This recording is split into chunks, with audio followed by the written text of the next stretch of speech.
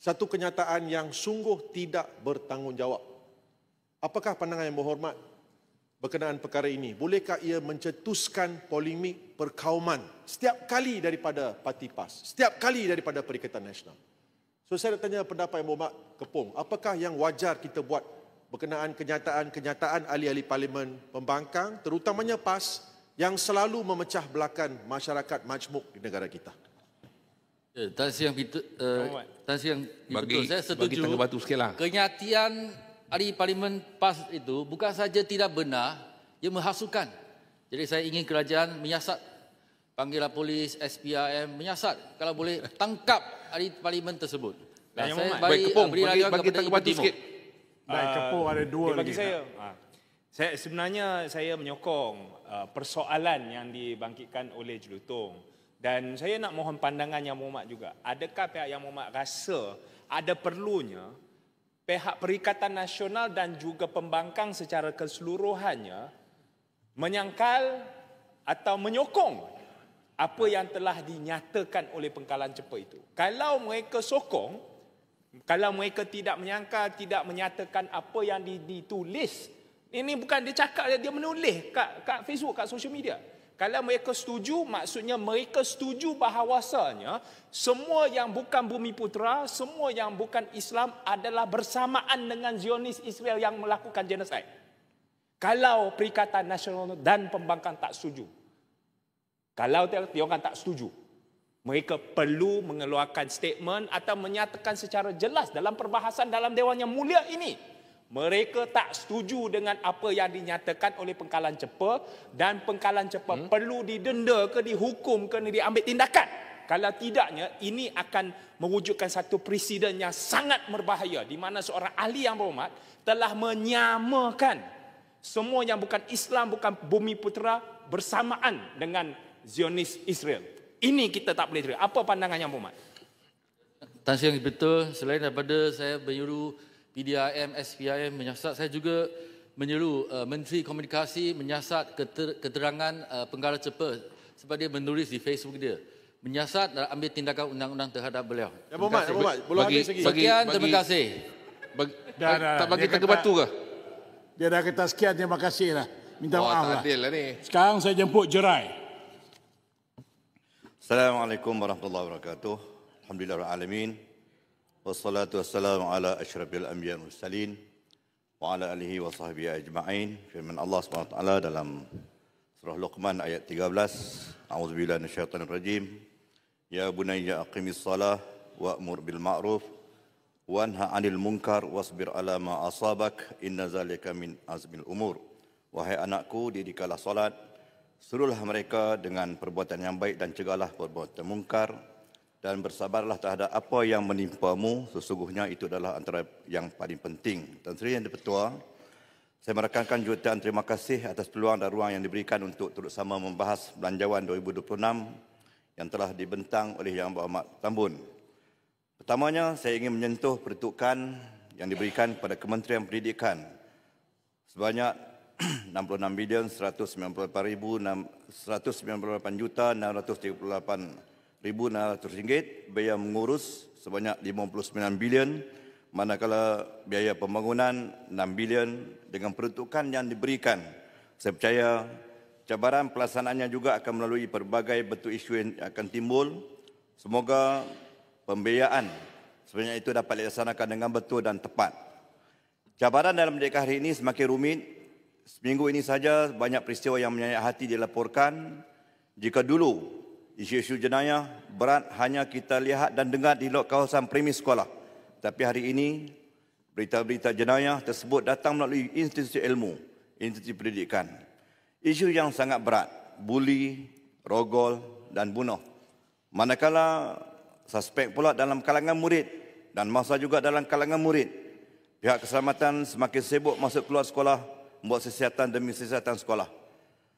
Dahulunya amat jarang berlaku, akhbar arus perdana dan siaran di media sosial semakin rancak melaporkan kehangatan berita sensasi domestik dalam negara. Seperti biasa, kenyataan demi kenyataan dari pihak menteri dikeluarkan yang kadang-kadang tidak disenangi oleh beberapa pihak.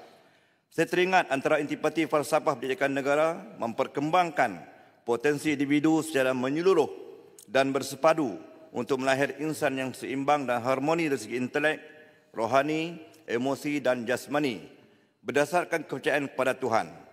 Fokus utama kementerian sepatutnya menyemak semula proses kemenjadian murid berlandaskan falsafah pendidikan kerana kemerdekaan negara ini telah memasuki usia 68 tahun. Namun, setelah bertukar ganti Menteri Pendidikan, pelajar-pelajar juga generasi pasca merdeka disajikan dengan berbagai maklumat pantas, berkelajuan tinggi. TV sudah tidak menjadi informasi utama. Program-program di luar TV yang murah, generasi Alah Madani masih gagal menghayati falsafah tersebut. Generasi hari ini seusia 2 tahun sudah mahir menggunakan aplikasi media sosial, YouTube, Netflix dan banyak lagi ruang mainan dan hiburan kanak-kanak di awal usia. Dalam usia 7 tahun masih gerbang pendidikan, pengetahuan dan kemahiran sedia ada mengenai penggunaan media sosial telah sebati dalam jiwa mereka. Paling membimbangkan sekarang ini ialah permainan dalam talian. Seperti yang disebutkan oleh Kepung tadi, ketagihan permainan dalam talian ini sukar dikawal. Dunia sekeliling tidak dipedulikan. Di barat, sudah ada undang-undang untuk mengawal chatbot, aplikasi seperti ChatGPT berfungsi dalam melayani semua permasalahan hidup hinggakan mengatur cara membunuh diri. Hal ini sangat membimbangkan kerana membabitkan kesihatan mental. Berada di alam khayalan bukan lagi realiti. Apakah langkah KPM bagi mengatasi kelajuan maklumat seperti ini? Adakah menteri yang terlibat dalam komunikasi telah mengambil tindakan drastik bagi menangani hal ini? Dengan cabaran baru ini, persoalannya lagi adakah peruntukan belanjawan yang ada mampu memperdanakan program memperkasakan pendidikan digital dengan kerjasama Kementerian Digital. Suatu perlu dilakukan kerana pelajar sudah bosan berada di sekolah. Kekangan handset tiada di tangan dan hanya dapat bebas berbuat demikian di luar sekolah.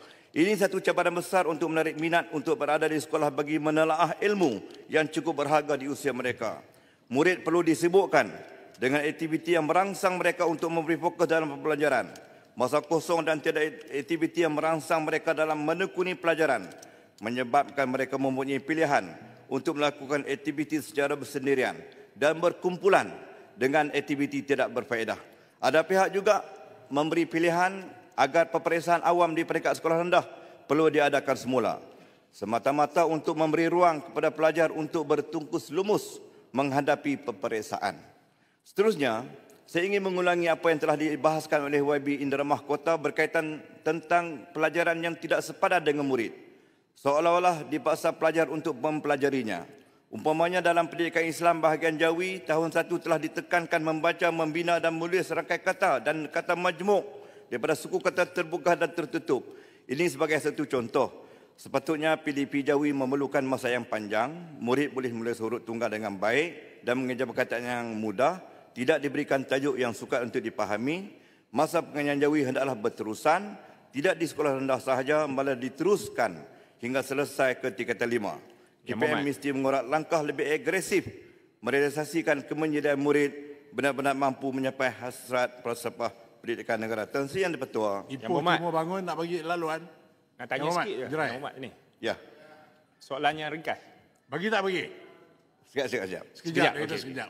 Satu masa dahulu, pelajar yang melanggar disiplin berat akan dirotan. Hukuman ini diterima dengan baik oleh ibu bapa dan masyarakat. Merotan pada waktu itu dianggap satu kebiasaan untuk mendidik pelajar. Malah pengalaman saya menjadi guru di salah sebuah sekolah, guru disiplin menggunakan rotan bagi pelajar yang lewat ke sekolah. Kesannya, sifar ponting dan guru tersebut sekarang sudah pun kembali ke rahmatullah antara guru popular di sekolah.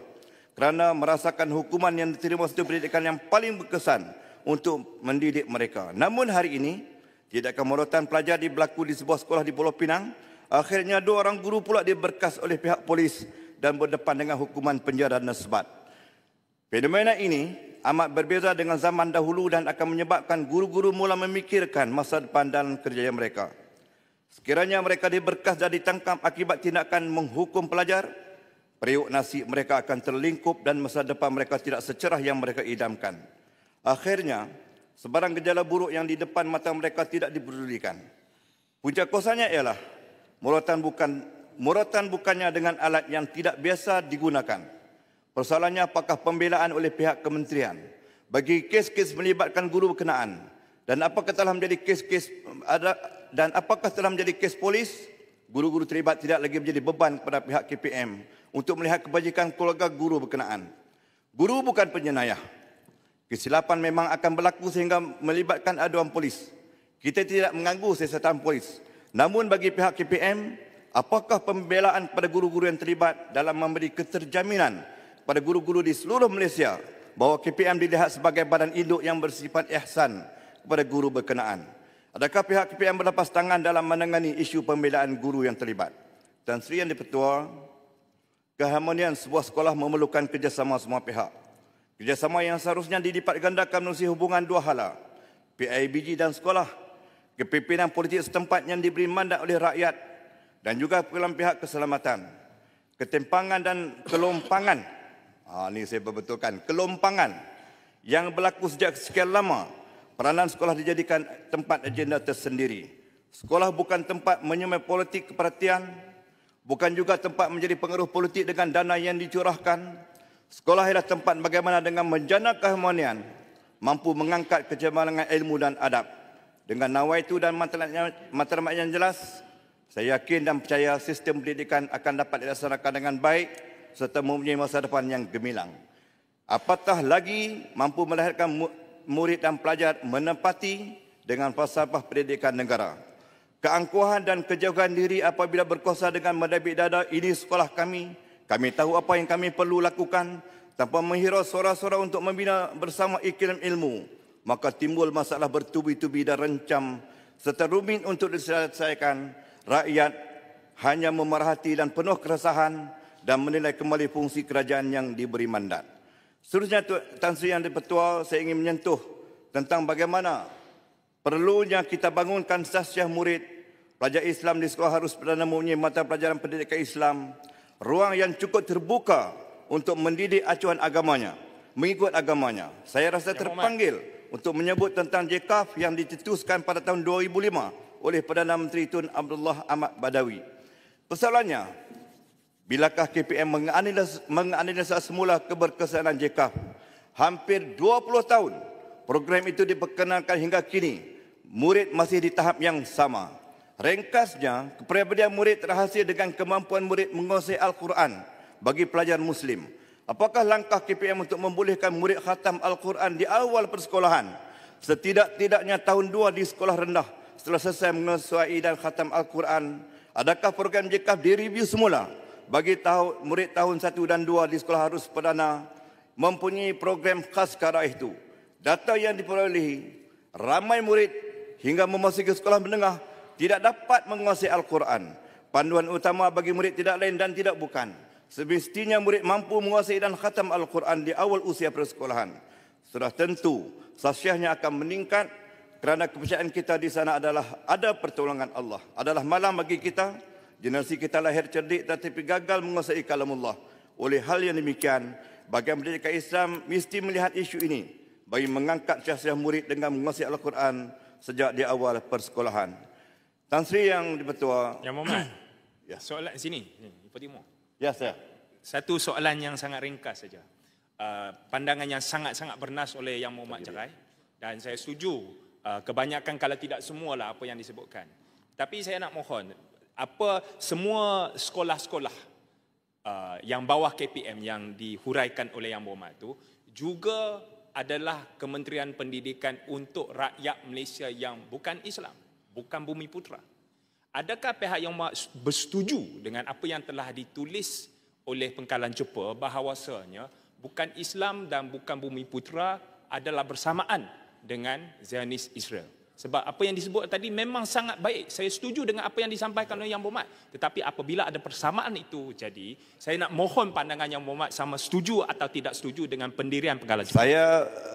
Terima kasih. Saya bersetuju dengan Pengkalan Cepa yang angle yang diambil dari segi bukan genocide, tapi angle yang diambil dari segi sudut lain. Dan insya-Allah akan dibahas semula oleh Pengkalan Cepa apa yang disebut tadi. Okey. Saya bersetuju dengan Pengkalan Cepa tapi bukan dari segi genocide, tapi dari segi lain. Okey. So yang akan teruskan yang bukan Islam dan bukan Bumi Putra adalah bersama dengan Zionis Israel. Tan Sri Yang di-Pertua. Adakah persamaan itu bukan Bumiputera, bukan Islam bersamaan dengan Zionis Israel. Itu insya-Allah akan dijawab oleh pihak lain lah. So yang Muhammad setujulah. Saya setuju dengan baik. Dan dari segi faktor-faktor lain, saya cuba beralih pula di bidang pertanian. Rungutan dalam pekalangan pesawah, kos pengeluaran semakin meningkat, racun, baja dan sewa mesin ditambah pula dengan subsidi yang tidak mencukupi. Saya syorkan kepada kementerian agar memberi sokongan penuh kepada tambahan subsidi dan bantuan input pertanian serta harga lantai yang berpatutan. Saya ingin merujuk kepada kenyataan Encik Abdul Rashid Yop. Beliau sudah lama hubungi saya untuk memberkatakan soal ini. Pengurusi yang mengetuai sebuah NGO berdasarkan pertanian menyebut bahawa beras putih tempatan yang masih kekal pada harga RM2.60 per kilo sejak tahun 2008 perlu disemak semula. Ini berikutan kenaikan harga padi RM1,500 per tan. Maka kepinjangan ini ialah berlaku kegiatan beras tempatan bertukar kampit beras. Pihak pengirian tidak mampu bertahan dengan kenaikan kos dan harga beras yang masih ditakut lama.